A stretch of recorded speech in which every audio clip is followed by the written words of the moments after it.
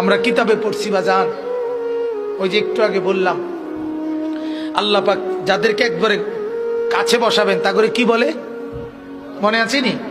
নবীজি বলছে আনা মিনাল মুকাররাবিন।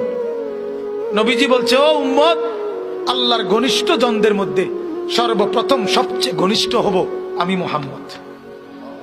হাসরের ময়দানে মাওলা আমার জন্য আল্লাহ তার সিংহাসনের পাশে আবার আমার জন্য আসন নির্ধারণ করবেন বসে বসে।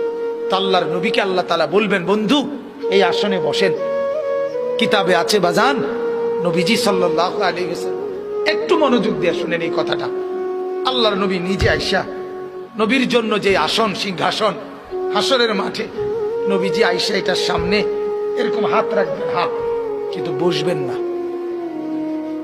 আল্লাহ তাআলা বলবেন, বন্ধু এই আসন তো আপনার জন্য।